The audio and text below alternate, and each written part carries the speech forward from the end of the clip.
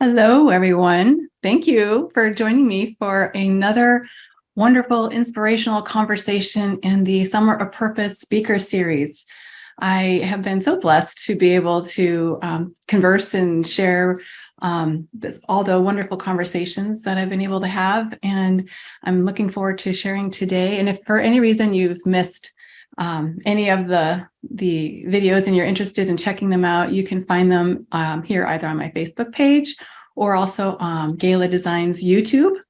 That's where all the videos will live. And I have just been real inspired by all these conversations, and I hope that you've been enjoying them as well. And I look forward to sharing with you this today's conversation with Jen Merrell with Jewel Wellness and Movement. And Jen is a wonderful heart-centered yoga and meditation guide, and she has a really innate, wonderful way of helping assist people connect with themselves and their deeper, higher connections. And I look forward to sharing all her wonderful insights and experiences and tools that she shares with us. So I would like to just let's jump in and begin. Here we go.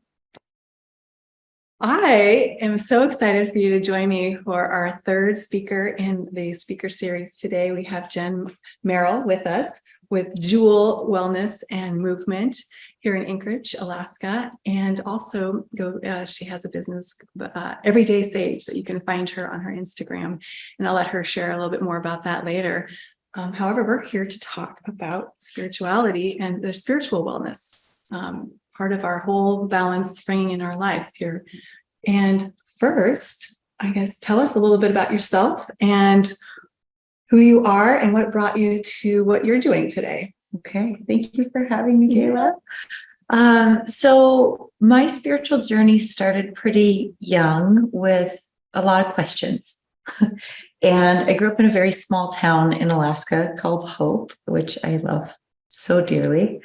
And we had this one little non-denominational log cabin Christian church. And we'd go to church every Sunday, and it was like the pastor from Seward would come down. So church was at 3:00 in the afternoon. And I remember sitting in an environment like that and listening to what was being told and shared. And something inside me kept saying, that doesn't quite feel right. I have a question about that. Oh, but I don't feel like it happened that way. And looking back, I was so young. I didn't really give myself a lot of credit for that inner knowing and that kind of self-trust. Yep.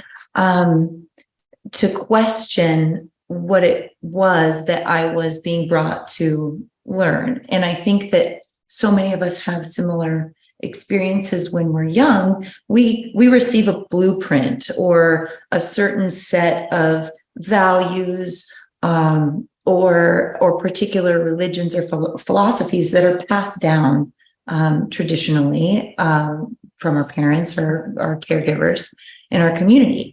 And I think we're at a place in time where many of us are really questioning those types of organizations and kind of challenging some of the perspectives. So even like throughout junior high and high school, I was finding places to go where I could learn. And I just became a sponge for everything spiritual that was so fascinating to me because I felt like there was just so much more. Mm-hmm. And my mom was very open about letting me just explore. Great. And so and my dad was very opposite. He was very narrow-minded about a lot of things. But I think when we narrow our minds and we aren't curious about what's possible, then we narrow the opportunity to learn and grow and commingle with each other and learn from other perspectives and other religions and other, other lenses on life.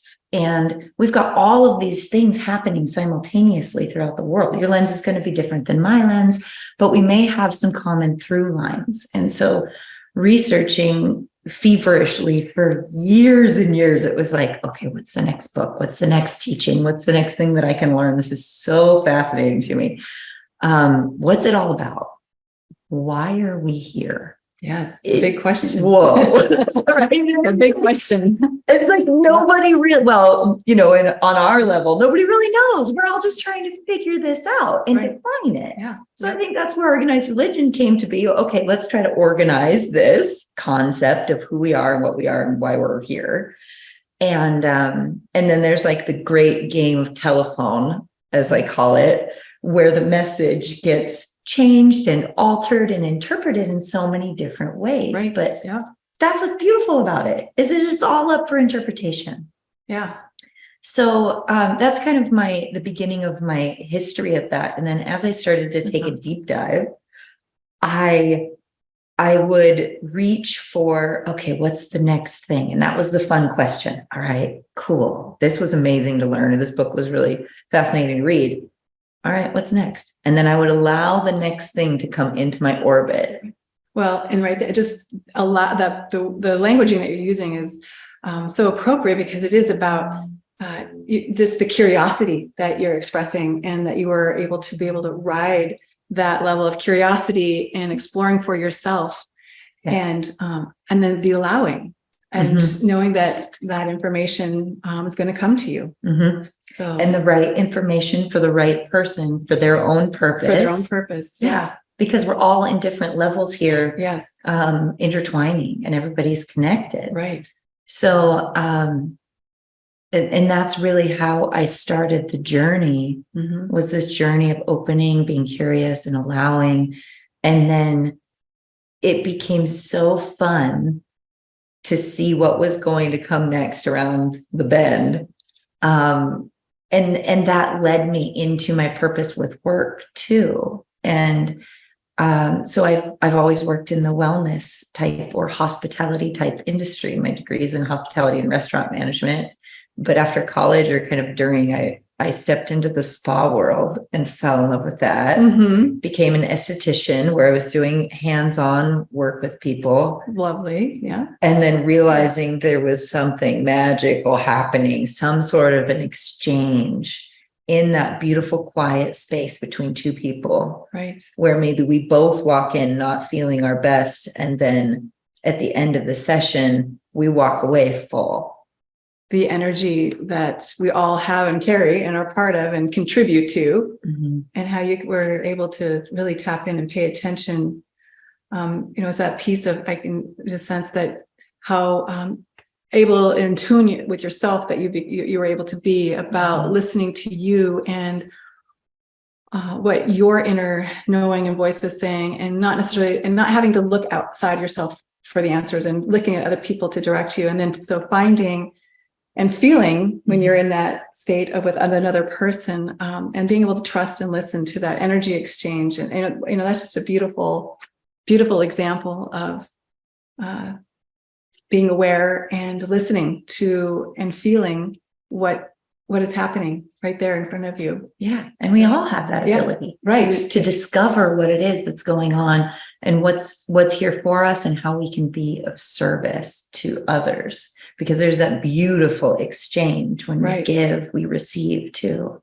And that's how we nourish each other. And that's, I think one of the great keys that we're all here to learn is that it's in the relationships with one another that we're learning and growing spiritually as these beautiful beings in these bodies. So really in the community, really, however that looks, whether it's one person or multiple people, the relationship with people primarily, we're the largest probably energetic force. However, that really everything is made up of energy, right? So we really have a relationship with everything that's around us. Yeah. And that we come in contact with, and the beings that we come in contact with daily. Yeah. Yeah. And one of the I suppose, maybe we could call it a hiccup in spirituality or becoming spiritual, so to speak, is that I've seen so many people try to retract from humanity, because there's a lot of levels of energy going on. There's quite a bit of chaos in the world. We know this. Yeah. There's a lot happening all at the same time, and that can feel really overwhelming, especially if you're cultivating your spiritual tools and tuning your body. You're going to become more sensitive, which tends to make you want to retract from all of that mixed energy. And we've really come out of a couple of years of that. Oh, yeah. Yes. And more sensitive and more tender for it. But I would implore folks to step back in carefully, because we need the exchange with one another in order to learn and grow. And we also need that nourishment, right? So whatever gift you have that you carry with you in your own energy for the day, you are designed to go out and give that to everyone around you. And we're all built like this. So if we cultivate a practice daily where we're tuning in, it can be whatever feels like truth for you in your body, then you have that beautiful vessel, that full cup. You're tuned in, you're tapped in, you're online, right? And you have more to give to others. And I get goosebumps when I say that, because that's how the body system is designed, is that when we are in deep appreciation or reverence, or, we're ready to be of service and our cup is full and overflowing, then the energetics of the body start to expand beyond the physical body, and you'll be able to feel it, and it will nourish the people around you just by being in each other's presence. And so I think that's where we all are able to elevate together. And so it becomes a personal responsibility every day to tune in with yourself, not only for your own nourishment, but that of each other. Yeah. That's a huge responsibility. And yet it is very true, because we all do contribute to that energetic process. And so taking that information not as, oh my gosh, a heavy information of, because I feel like a lot of spiritual teaching it has had a lot of heavy languaging and messaging around it, shame and blame. And so there's that piece of how to work through, especially if you're part of more of an organized religion, which is is lovely if that's get you nourishing. However, also being aware of really listening to yourself and what your guidance is, and not just following someone else. And so it's that checking in with yourself and finding that place of the self-love and self-compassion that we can move from, so that we can address, where am I feeling shame and blame, or why does this, this idea of responsibility for my energetic output seem heavy to me? Because I've experienced that before, of that feeling of overwhelmed by that, instead of, that's a whole mindset of how to shift out of releasing the process of the old tapes that carry the shame and the blame, and being able to tap in and access the deeper self that is Christ consciousness, higher self, spirit awareness, whatever the words are that work and that are meaningful to you, and how to access that. So do you have some, I know that there was some people who have probably very curious about what does that look like? How do we access, and what are some of the ways of rethinking things, or some tips and tricks? I don't even want to call it tricks. some tips, processes that we can practice so that we can become more aware of who we are truly in a deeper sense, and to be able to feel that connection that you're talking about, and be able to feel it, feel that grounding with ourselves, so that we can feel and begin to understand how that energy exchanges with other people and how that works. I think that starts with awareness, becoming aware of especially what's going on in our bodies, right? In our thoughts, our minds race constantly. And the mind can only keep you either in the past, remembering and replaying the tape of the shame and blame and the guilt but those are all lower vibrational energies. There's a beautiful scale you can look up on the internet that it shows the emotional scale of what, like in hertz, in energy frequencies, what the frequency of guilt is, what the frequency of shame is, of apathy, of depression. And then you go all the way up the scale to joy, appreciation, compassion, gratitude, like all of those, and joy is at the top, and love. Those are the highest vibrations that we can experience here in this body, in this spectrum of light, which is what we are. And there's so much to learn about that, the whole dynamic of how we're put together. But those thoughts from the past tend to be repeating, and they tend to be negative. Yes. Right. Yep. It's like 99% of the time, it's going to be rehashing something that didn't go right, that you wish you could change, that you, whatever it might be. Or you're resentful, right. You're like pissed off about this thing. But if we hold on to that, then we remain in that lower frequency.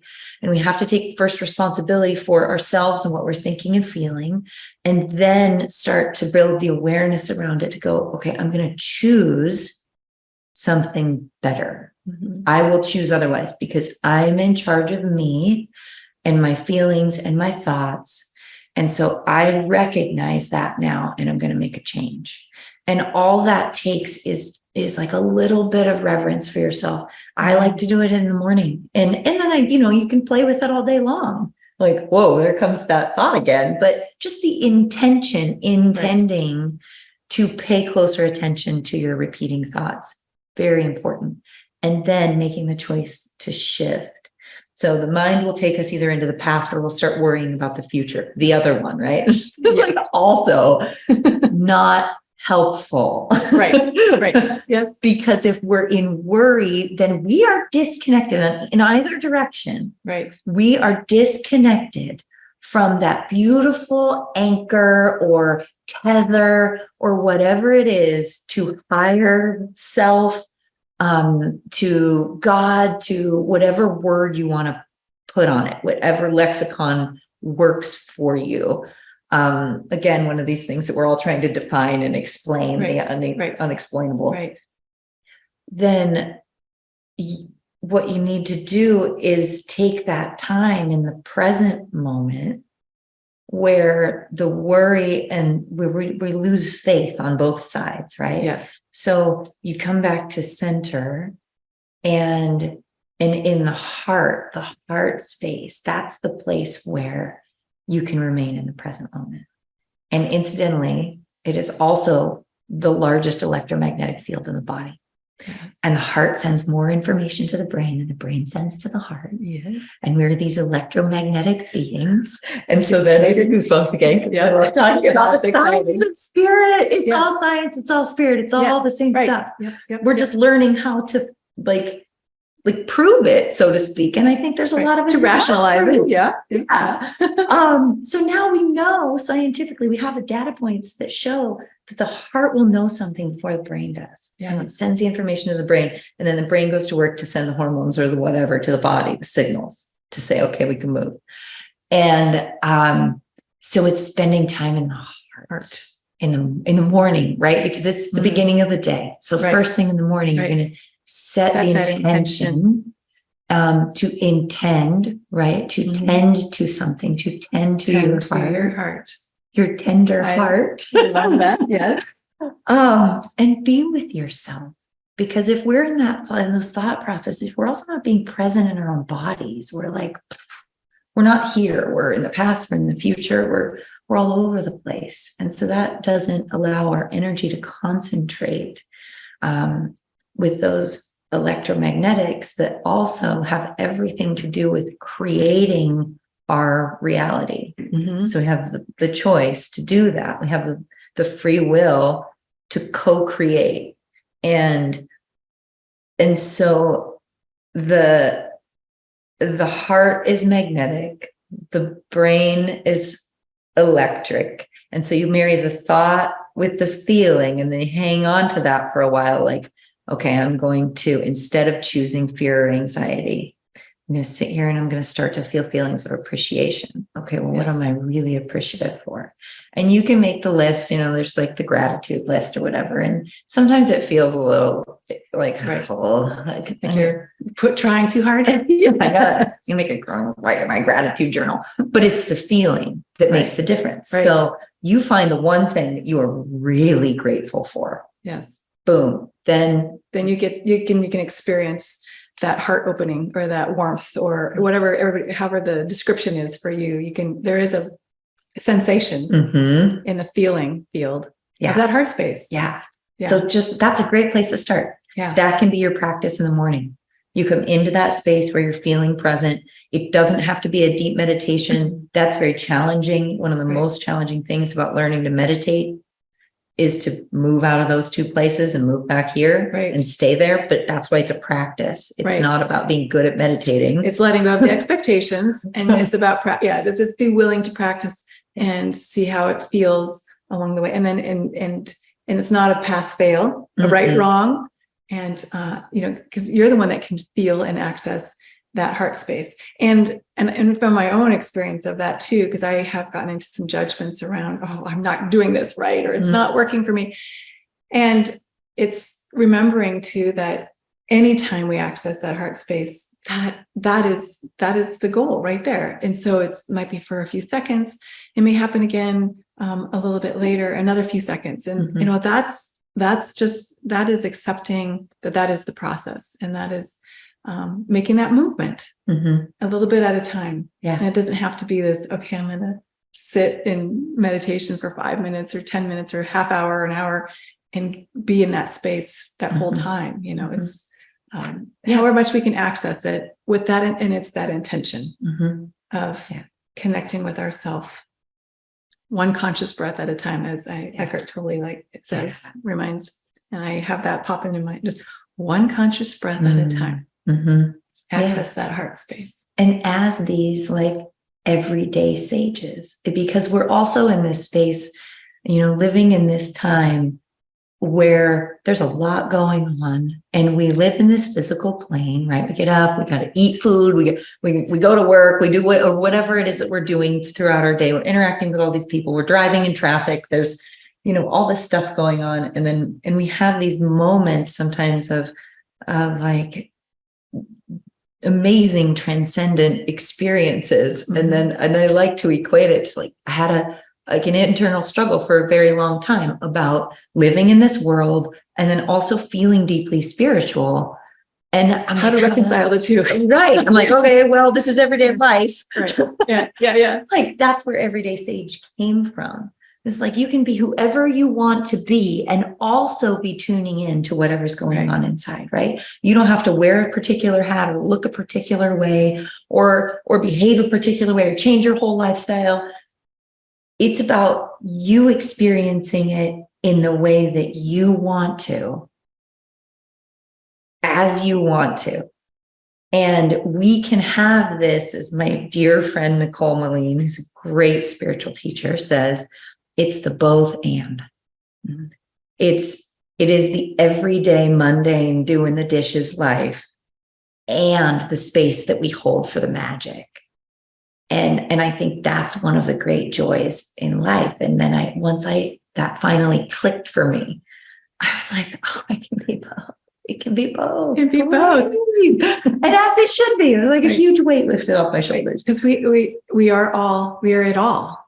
We are the sad feelings and the ecstatic feelings. And because we're not going to have either forever, it's not there all the time. It's the paradox of living and that practice of realizing and having it click into place that you can be both, and that you are it all, and that you can live this life in this life of form and doing the things that we do every day, and have that space of connection with yourself. And that's that practice of connecting with yourself, regardless of what you're doing, and paying attention to how you're doing it and how you're feeling while you're doing it. Because that's all that information that goes on.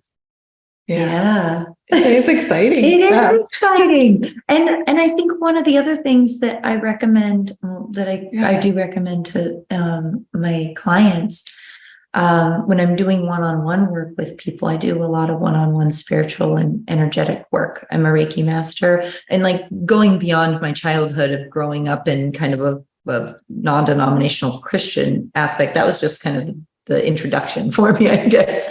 Then it just like the lid blew off and I started exploring everything. And so I don't really subscribe to anything in particular. So I've learned a lot of different modalities over the years, but one of them in this, when I'm doing hands-on energy work with people is afterwards we do a lot of, okay, well, what are the next steps? Now we've had this amazing healing experience together. Right. Journaling is very helpful. Getting thought on paper, in whatever way works for you. If that is something that you feel drawn to, keeping a morning journal during that practice and just writing down maybe how you're feeling or your dreams or what you are intending, and just kind of start that personal dialogue about where you're at and where you want to go next, and allowing that to start to unfold. And then then you can start to look for evidence in your life of those things showing up, and that exercises the faith like a muscle. Right. Mm-hmm. You know, that's all part of the practice of, like, none of us want to feel lost or alone or confused. And I think that is, that's something that's so prevalent in the world, is that we feel disconnected. Like, where do I go next? What do I do? What am I supposed to be doing?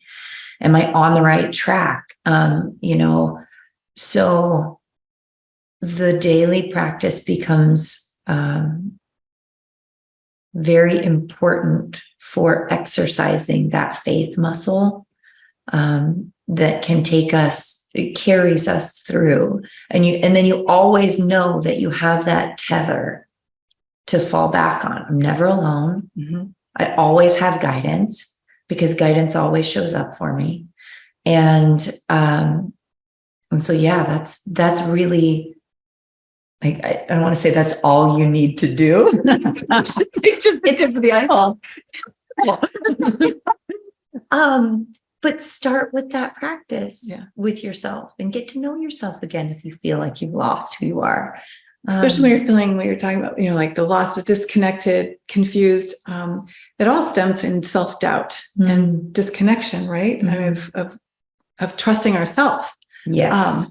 And so that just lends itself to that more, that the practice of, okay, what do I need to do to connect with myself so that I can ease those uncomfortable thoughts and feelings or emotions. And that starting, and like you were saying, all the different modalities that you have your hands in, is for people to realize that they all have their place and they're all wonderful. And it's for us to explore and experiment and see what works for us, and be willing to give it a whirl. Right? As I said, get the word try out of my lingo.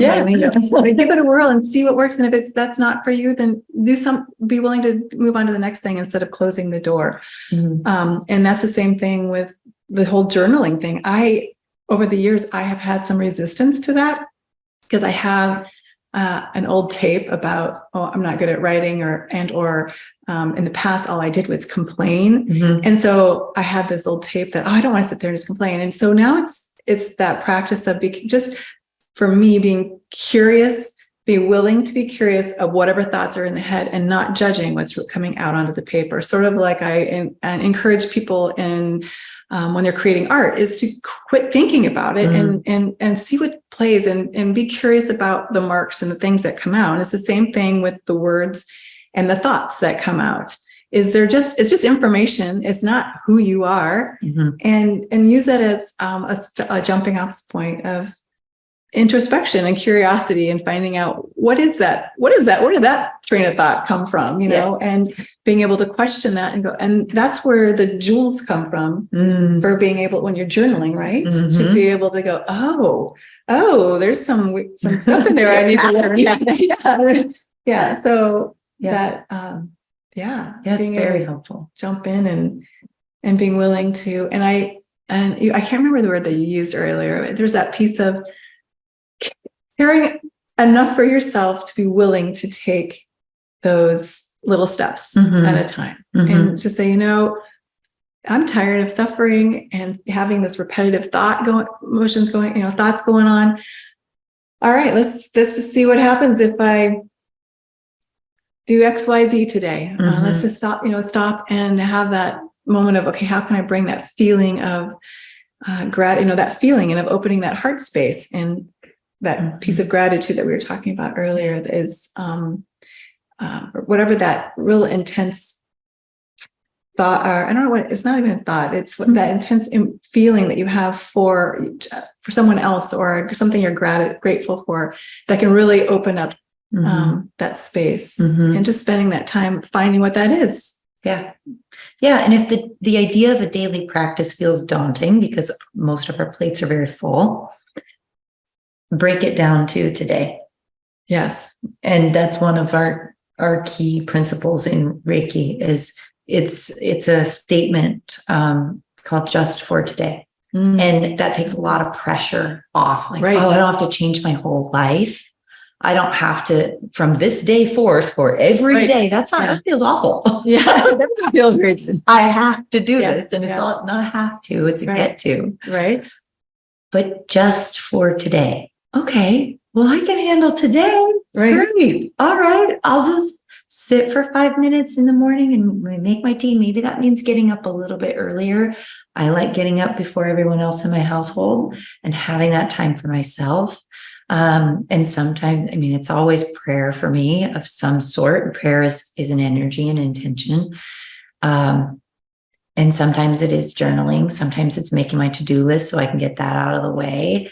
But always with that sense of appreciation, because we can get just so caught up in, whatever I could spin on in so many different directions about things that aren't going right or whatever, but that it doesn't end up serving me. It's not helpful in the end. So, so I would rather begin my day like that. And then the evidence that comes back to me is that for the rest of the day, things really start to flow a lot easier. And all kinds of amazing little things happen. And that's where it gets really fun, because like, oh, okay, well, this is cool. And isn't it neat how that worked out? And then this synchronistic thing happened right at the moment where like I was in traffic and this person was here or whatever it is, right? Right. And you start to look for the evidence, and it's like it opens your eyes to a whole new way of living. Yes. And it's so fun. And that's what I love to teach. I love to teach how we get back to our own intuition, trusting ourselves again, into some sort of a practice daily that works for us. And then the great experiment. Okay. So I was like, okay, we'll just, and do it with things that don't matter. Start with something that's not that big of a deal, right? Because we tend to hold on to the things like, I really, really, really, really, really want a partner. Right. Or I really, really, really want this particular job, or I really, and we put all these parameters, and the partner's got to look a certain way and be a certain way. And it's we control it. And you want to control it. Yeah. And it doesn't work so good. Yeah. But that's, I think one of the other things that you had mentioned in our questions was like the being and the doing. Yeah. If you can kind of fall back and allow yourself to be and experience your day in the present, and you're taking action steps. So that's the doing. One choice at a time. Yeah. Right. But allowing those blessings to come in for you, perhaps in a different way than you have designed in your mind, they will always show up better than you expect. And there's a prayer I think it was actually an Abraham Hicks transmission from Esther Hicks. I really think that's his name. Oh, now I'm drawing blank. Oh, come back to me. It'll come back. Yeah. But it's about that allowing, and things can happen. If we step back and let go of this idea of control, that we're controlling something, we can make one decision, one choice at a time, and allow being in the flow of life, allowing things to unfold as they happen, that things can happen that are even beyond what we could even imagine in a beautiful way. Yeah. This or something better. This or something better. Right. And that can be a prayer. Yeah. Okay. Well, this is what I want. This is what I know so far. And this is, and then that's a fun journal practice to be like, all right, what's my ideal partner like? Well, what kind of a partner do I want to be? Write on it in great detail. Get as detailed as you possibly can. And then open the door for it to come in the way that it's meant to come in for you. Right. This or something better. So it's letting go. It's the attachment of it having to be exactly as we laid it all out, and then saying, okay, those are some great desires, and yet I'm willing now to let it come, let him or her come as have them come however it's meant to be, because it's being in tune with what your higher self and your higher power knows what's best for you. Yeah. And being able to allow that room to our perspective is pretty narrow as human beings. Yes. Just in trusting. Yeah.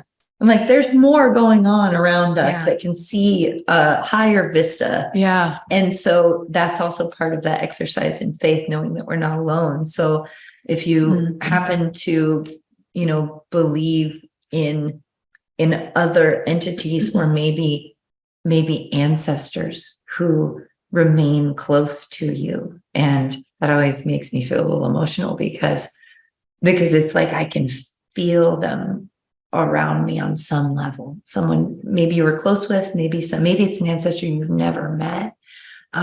Maybe it's another energy who is here to help.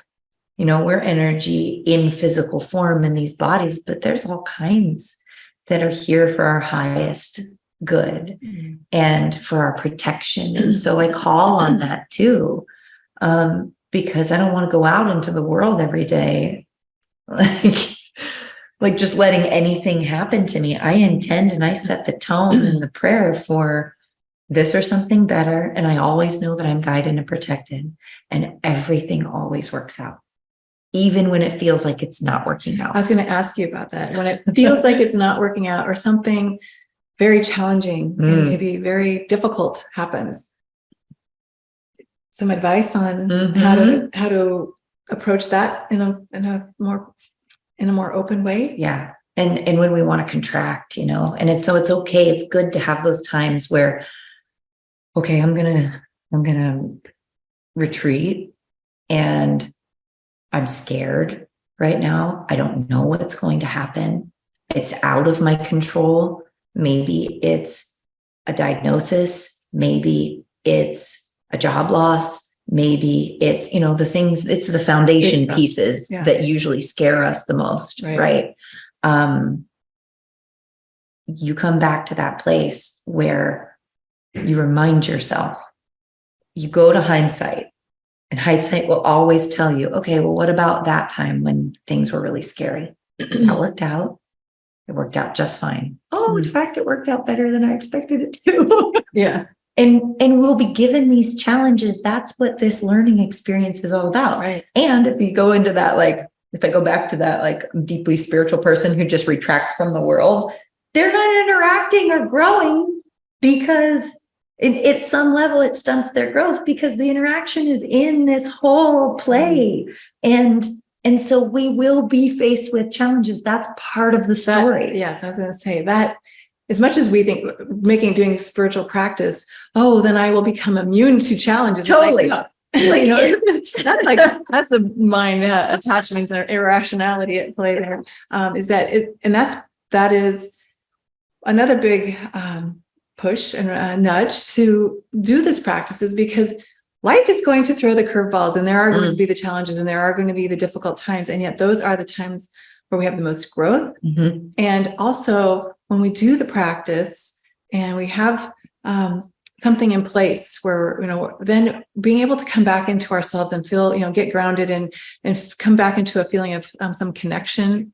That is what helps us get through those challenging times and those difficult moments. And then be able to look back and go, okay, hindsight's always wonderful, isn't it? Where you can go, oh, okay, I see how that worked out. And however, when you're in it, it's so easy to feel like you're getting buried. Yeah. And that's where you can pull from these practices that, the tools that we've been presenting and talking about, and that are out there available to research and play with. Yeah. And see if it's working for you. Call for help. Call for help. Right. Yeah. And sometimes that's a phone call to somebody you know and trust. Sometimes that's a prayer. Sometimes that's a, whatever it is. You connect and you're like, I need some help. Team. Show me where to go next. Just give me the next step. And that's all we really need is the next step. Yeah. And I've had lots of big challenges in my life, lots of places where I didn't know how it was going to work out. Like, none of us get to know. But it always works. And that's the exercise of the faith muscle. Right. And so call on those things that have worked out before and go, okay, I can trust that. This thing worked out. This is going to work out. And I'm going to do my very best to remain kind and compassionate and out of fear and in love and encourage, which is all the core. That's the root word for heart, right? Courage, core. And so it's like all comes back to, but we can call on each other too for support to help buoy one another when we're in those places. Right. And the answers will come. I feel like it's so easy to feel like you're on an island when you're in those difficult places. And those are the times when you don't want to show any weakness, or you don't want to reach out for assistance, or, being vulnerable is a very challenging place for a lot of us. However, it's those places when we're willing to reach out and ask someone for help. We're also helping other people, giving them the opportunity to assist and help. So it's not, you're not on an island. We're not on islands, and we are connected in that when we can ask for help, it really is helping everybody and not just ourselves. Yeah. And we're here, and that's what Everyday Sage is all about. So, and the studio too. Jewel, tell us what you offer and what you. Okay. Yeah. So I've been not only working in the spa and the wellness industry for the last 20 years, but I've been a movement instructor. I used to teach indoor cycling. It was a very intense experience, but a lot of fun. There's an expiration date, I think, for movement like that, because it is intense. It's kind of hard on your body if you're doing it a lot. During COVID, everything obviously was shut down. We were trying to find ways to, stay healthy and keep our bodies moving, which is also a very important component for your spiritual connection, is that you got to keep this vessel healthy, and on so many levels, with food and nutrition, and how we feed ourselves information, and how we move, and how we clear the system, and all of it. The balance of it all. Yep. It's all part of it. And so there was those of us who were, displaced from a place to practice, and the bike was no longer an option. I had a really severe back and hip injury that was not healing. And every time I would try to get back on the bike, it would come back like, okay, I'm listening to my body. My body says this is a no. And if it wouldn't have done that for me, I would have kept going. Right. And it was like, no, we need you to go over here direction. Now. Yeah, this is the next step. And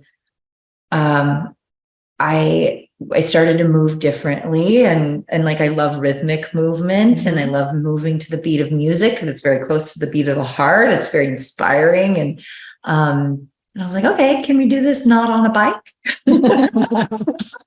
And lots of people in the industry were discovering the exact same thing, which I thought was really cool. Oh, okay. And so there were so many, especially cycle instructors, because we were moving. It was like a rhythm-based cycle class with really loud music. We were all finding a way to do that like on a practice mat. And so we kind of took like 80s aerobics and revamped it and brought in elements from all different types of, exercise, from like bar and HIIT and Pilates and yoga. And each of us were kind of picking up the same information. And so I modeled this class that we call Body Sculpt. That was really the catalyst for the studio. I've been teaching meditation for a long time, doing energy work for a long time. But the movement component's so vital too. And we had yoga instructors who were displaced, and us, and I was like, oh my gosh, am I supposed to open a studio? I don't know about that. I don't know if that's right. If this is what I'm supposed to do, I'm going to need lots of help. And it just started pouring in. And there were lots of challenges. There was all kinds of twists and turns, but it was like again and again and again, something would show up. The next thing would show up. The next thing was like, oh, okay. And so we created this signature class called Body Sculpt. It's 45 minutes of moving rhythmically to music. Oh, nice. And because the largest challenge I found with people who are new to meditation, they're like, oh, could not possibly sit still. I can't sit still. Of course you can't, because your nervous system is totally wired for stimuli all the time, right? So it's impossible to just go from this chaotic life, this super busy to-do life, and sit down quietly. Your mind just races. And then you feel like you're failing, and there's all those thoughts that come in, Yes. Like, okay, well, but how good does it feel? How clear does your mind feel after a really good workout or after a beautiful yoga practice? Oh, it's very different on the other side of that. So I modeled kind of moving from those big, like loud, or like from the chaos into quiet, and from movement into stillness that takes us down, down, down, down, down until we can be still and we can listen. And then you also get all that frenetic, chaotic energy cleared from the body so that you can hear clearly again. And so that was the model for the signature experience. And I wanted Joule to be, and it's JOULE, like the metric of energy. And then our logo symbol is actually a gemstone, which came from a prior business that I had called Kindred, which was a wellness collective. And the facets in a gemstone, it requires every facet in order for that stone to shine. And so I see that as every facet, every person in the community, that we're all connected. And you also, in order for a gem to shine, you got to cut away all the things that are not it, right? Right. And so I was like, Joule, oh, cute, Joule. There's a play on that with the gem. Yeah. And so we created the space, we created those signature offerings. And then I also wanted a space to be able to have the practice room where we could do anything. So teaching meditation, having workshops, having retreats. And we've brought in all kinds of other people who have beautiful offerings and teachings. And so we keep a regular weekly schedule of movement and in yoga. But then we do so much more than that. And we are, as a studio, kind of at a crossroads too, not knowing like where to take this next. We've got some collaborations with other businesses that are potential, but we'll just see. And I'm deeply listening to where the next right step is going to take us. Nice. So yeah. Fun. Yeah. Yeah, that's happening. Mm-hmm. So we'll put all your the Joule wellness movement info in there, and then also your Instagram, your Everyday Sage.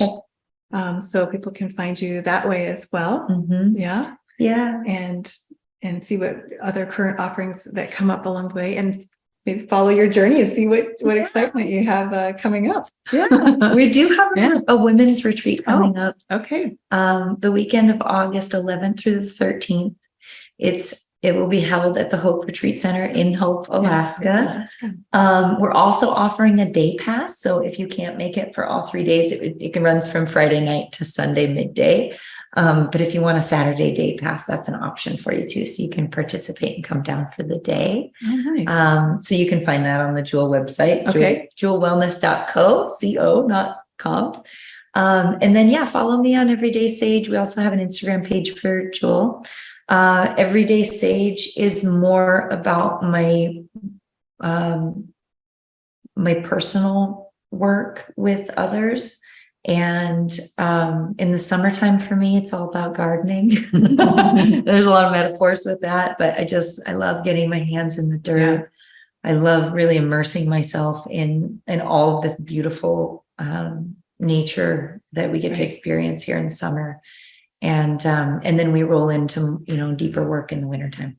Yeah. Well, nature is a great, as we all, not all of us, however, is a great way to connect to our higher selves and our deeper selves, just because nature has its own built-in stillness and cycles, and being able to tune in and listen and learn a lot from nature. So, yeah. Well, thank you so much. Well, thank you. Thank you for being here with us. And I'm really excited that we were able to have this lovely conversation and share it. So we will, hopefully we can continue, all of us continue this conversation as we go. If you have questions, just feel free to reach out. You can send me an email. You can DM me at Everyday Sage. I'm so happy to help with anything that you might have. So I'm here for you. All right. I hope that you guys enjoyed that conversation as much as I had having it and listening to it. There's so many gems and reminders that come through on these conversations. It's helpful for me to remember that, re-listening is such a wonderful thing, and that we're different people every time we do listen to something or reread something. We are in a new space and open to receiving different information. So enjoy. And as we mentioned, Jen's information will be included with this video.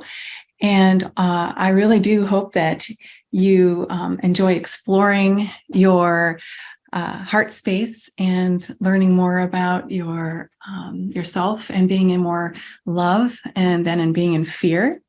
And that you really enjoy this process of reconnecting with yourself. And remember that your heart knows before your brain. And I wanted to also remind you too, that if you haven't gotten your ebook and you're still interested in just having that information so you can make some notes, and you're welcome to visit. That link will also be included here. And it's also on my website, galadesigns.com. And and then look forward to having you here next week. Next week, it'll be me sharing with you August 8th live creative experimentation and how important experimentation and being creative is in our lives, and some different tools and things that you can use to access your creative space. And and feel free to stay connected with me on my Facebook and Instagram and on my YouTubes, as well as my website, galadesigns.com. So today, go do the dishes and make space for the magic. Bye.